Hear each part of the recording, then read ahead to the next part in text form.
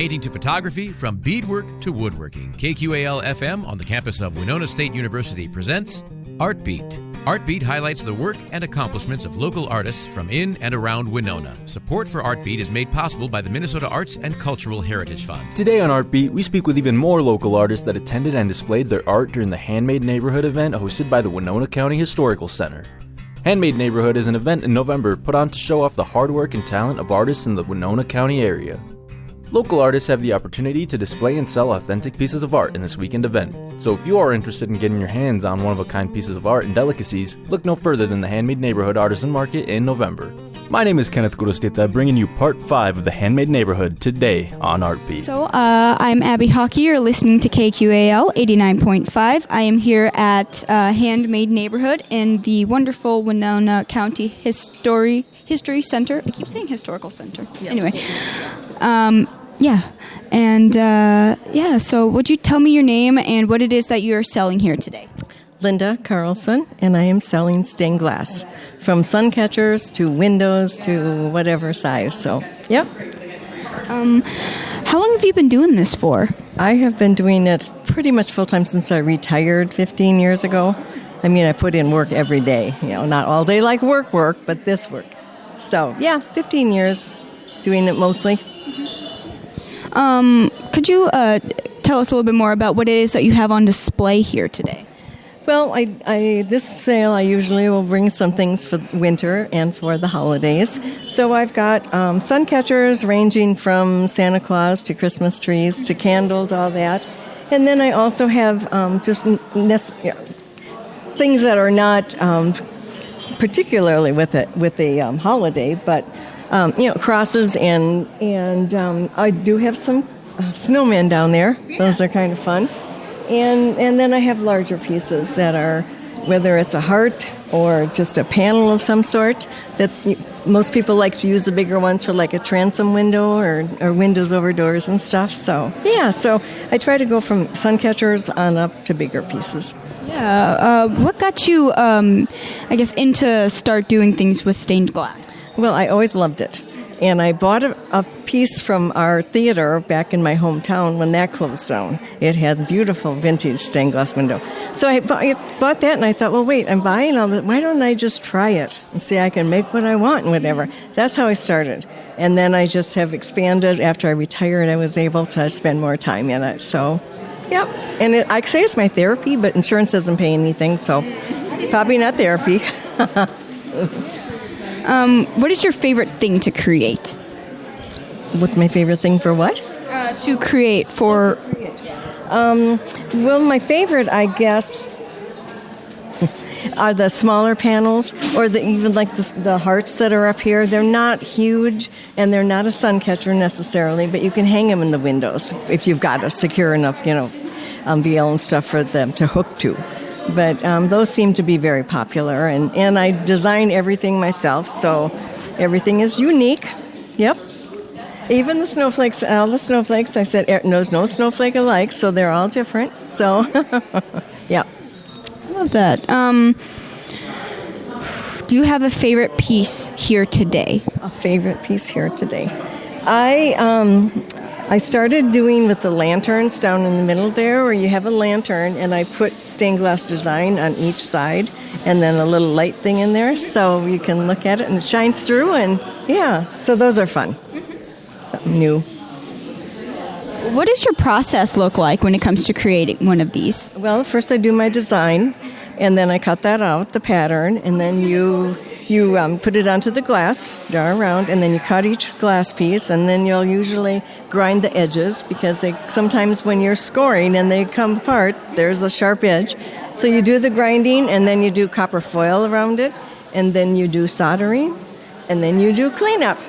Well, first you do patina if you wanted the dark to cover the silver. Yeah, so, yep, that's basically how it is. Get it so you're ready to either hang it in a window or set it on a table or whatever it is. You can do that. Yeah. Sorry, I lost my train of thought. I was going to say words. What is your favorite part about doing the Handmade Neighborhood?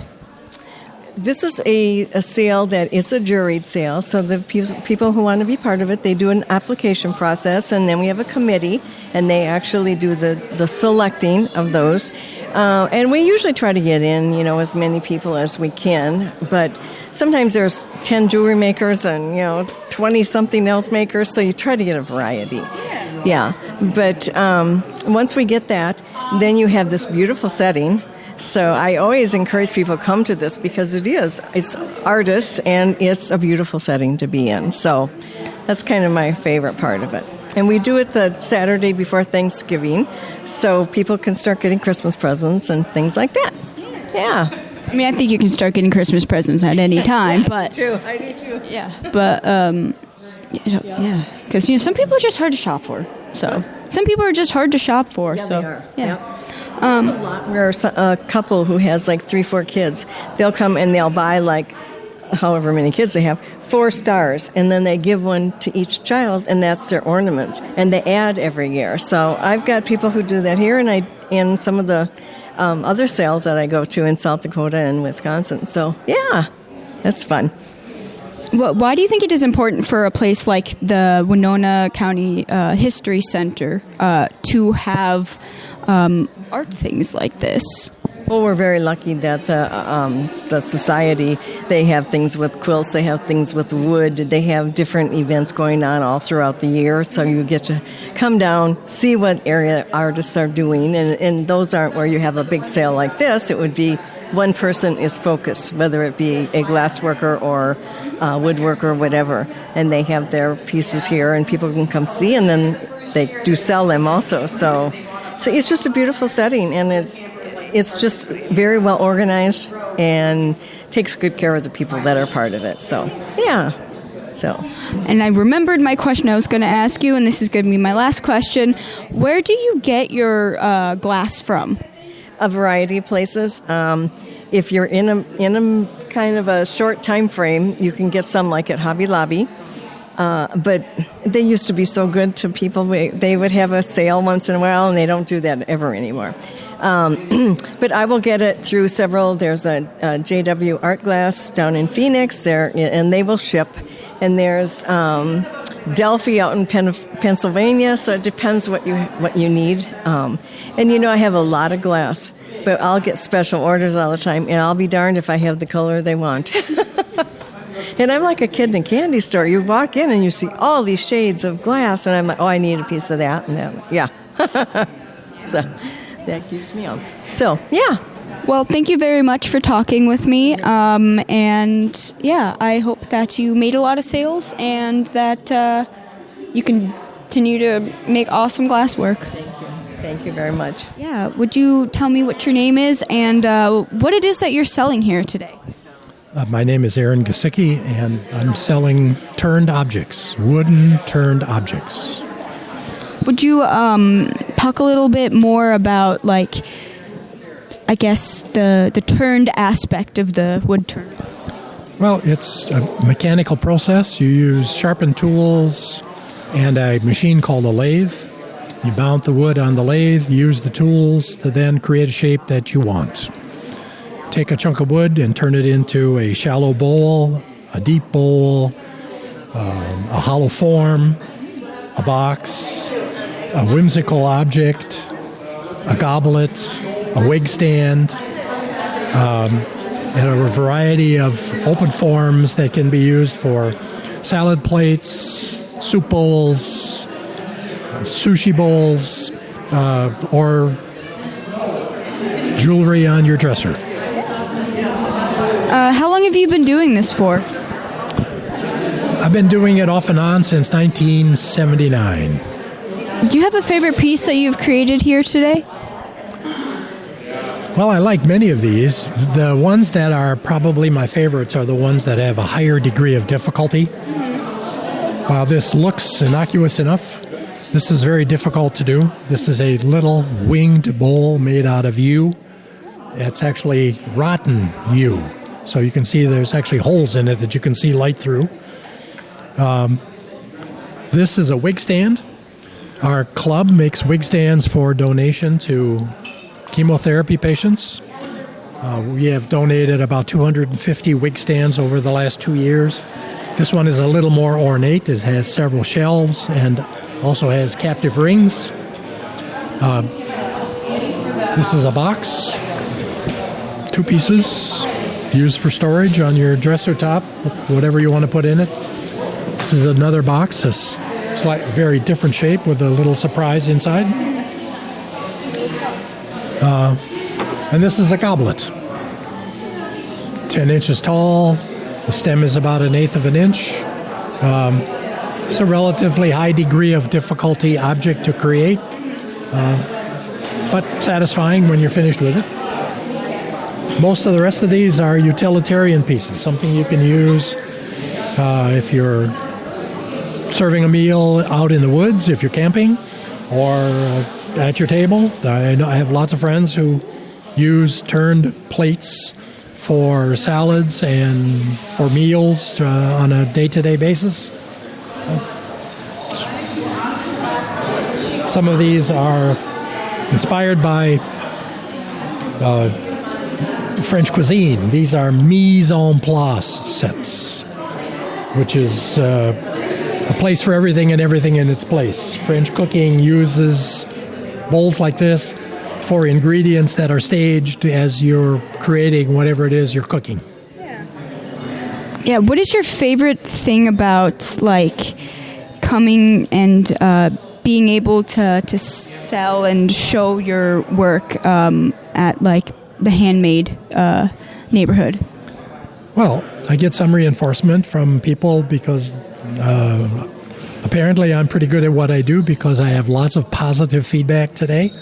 I like to sell some of it just because I continue to make things, and I have a limited amount of space. If I don't sell something or give it away, I'm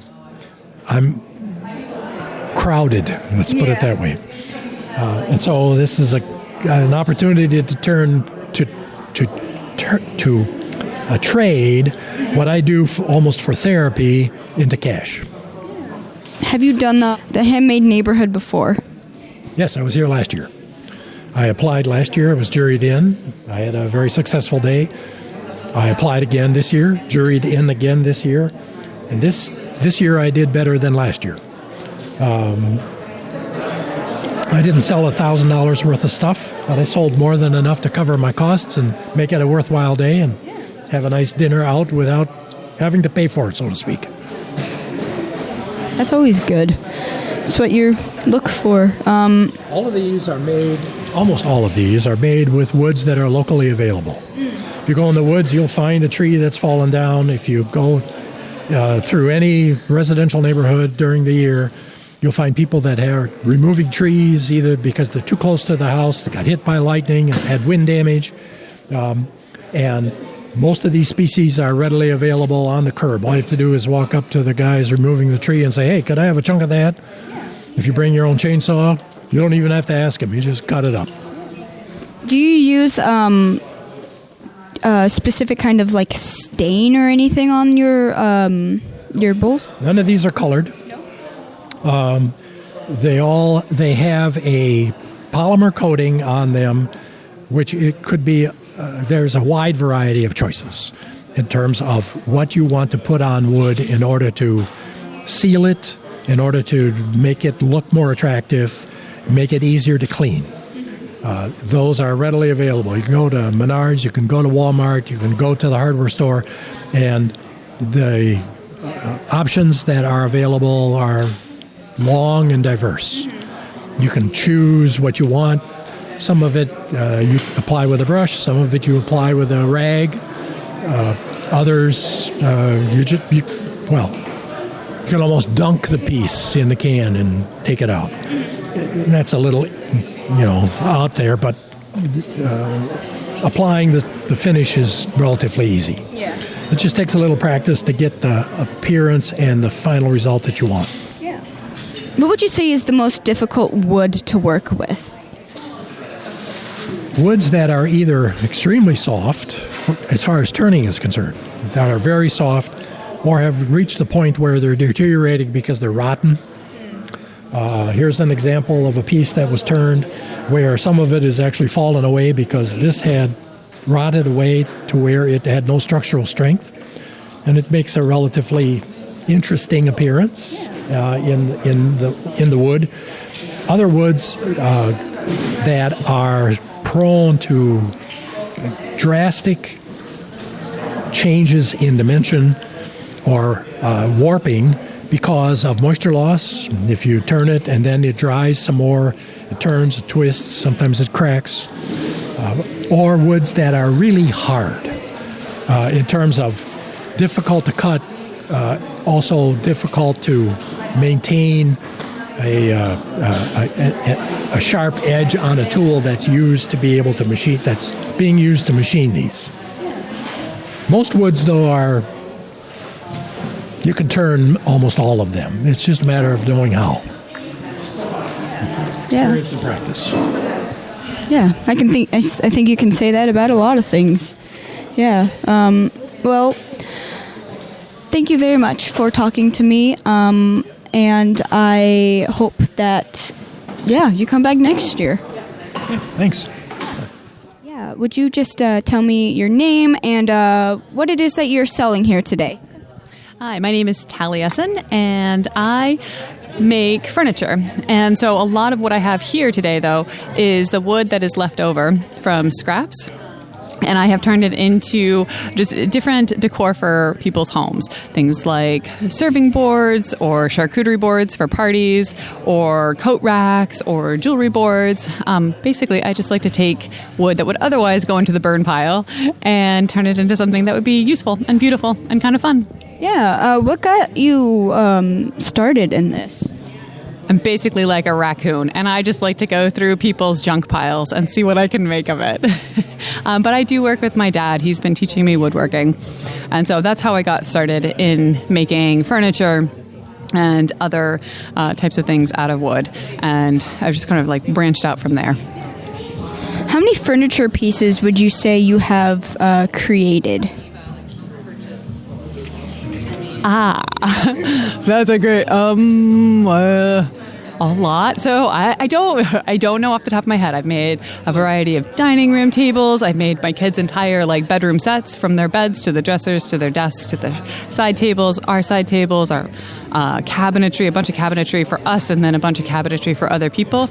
I've been doing it for a few years now. I don't know. A bunch of things. Lots of things. Several things a year. How about that? That's the right answer, honestly. But yeah, what would you say is your favorite thing that you have selling here today?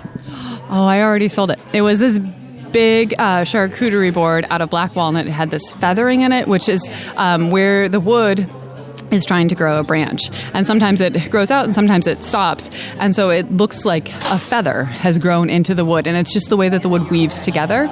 And it was gorgeous. It just created this 3D effect, almost that you could put your hand into it. It was incredible. And so that was possibly my favorite piece that I've ever made. But I don't have it here anymore now, which is great. Because now someone else can love it. Yeah. So you said your father, he's also into woodworking and stuff too.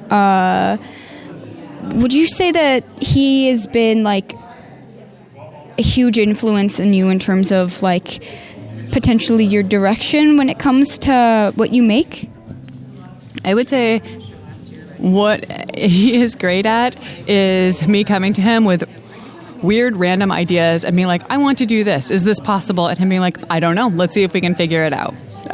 And so my dad is kind of game for anything and trying out new techniques and trying new ways of joining wood and creating new products. And that has always been fun. He tends to the furniture that he makes is different than my style. But you can learn something from every woodworker. And so I just appreciate that he is willing to try all kinds of things with me. Yeah. I guess talk us through a little bit of your process of making one of these charcuterie boards. Usually it starts with a piece of wood that I can't use for furniture and that we have left over. So say I built the kids' dressers. And there are some usually odds and ends and weird pieces. And I will often just spend time, like I will have these boards like that I just save and then kind of come back to as I get inspiration and think about how do I best show this wood in its best light and not take away too much from it, but try to enhance it with whatever I'm doing. And oftentimes it is a process of just sort of like sitting and watching. It's very meditative, like watching what happens if I try different things or testing out stuff on other scraps, and then kind of testing and slowly like iterating my way forward into a finished product. And the shapes are all pretty different because it's based on the wood. And so it's a kind of a slow meditative. I do not work fast, right? So it's a slow meditative process of just trying to do my best by these natural resources. Yeah. Is this the first time you've done Handmade Neighborhood? Yes, it is. I haven't actually done a show before. Oh, just briefly, really early on when I had a bunch of toys that I had made, but I haven't done anything like this before where I had to apply and there was a jury that was selecting people and I have such a variety of stuff. So it's all very new to me and it's been great. What has been your favorite part of being a part of Handmade Neighborhood? It's getting out of my shop where I spend a lot of time alone and actually coming out and interacting with people and seeing them interact with the things that I have made. That's awesome. It's a lot of fun to get to see their reactions. Yeah. Are you inspired by anything in particular when it comes to nature or? I think I'm mostly inspired by how creative nature is, right? And it has to be in order to survive. And so I am inspired by how nature kind of gets by no matter what, and the differences that it can, or the evolution, right? How it can change and adapt. And I think about how do I do that? So you said this is your first time doing like this kind of a showcase almost of your work in a way. I'm guessing you're looking forward to doing more in the future. Yeah. Not for a very long time. Yeah, maybe next summer. But yes, it's been great. And now I have to make a bunch of more stuff and I got to work on my commissions. And so, yes, I am looking forward to it. But I'll be good to take like a few months off because it's a lot. And I am somebody who I'm either working alone or working with just my dad. So it's nice to have the balance, but I really like just kind of putzing on my own in my shop. Yeah, I would too. I don't do a lot of wood carving, but I do enjoy my time by myself. Yeah. It's all that creativity, right? Like whether you're making music, whether you are dancing, whether you are writing, we're all trying to express something that either we are pulling from ourselves or we're seeing in, the natural world and put it out into the world, right? I think that's awesome. Thanks. Well, thank you very much for talking with me. I hope that the rest of your day goes well for you and that you get to make many more pieces in the future. Thank you so much. Nice to chat with you. Thanks again to Linda, Aaron, and Tally for joining us today on Artbeat. For more information on these artists, check them out on social media and in their stores. For more conversations on art, tune into Artbeat Tuesdays at 12:30 p.m. right here on 89.5 KQAL. Find podcasts of Artbeat and other KQAL shows at kqal.org or the KQAL app. Artbeat is made possible by a grant from the Minnesota Arts and Cultural Heritage Fund. Artbeat is written and produced by KQAL-FM on the campus of Winona State University. Visit us on the web at kqal.org.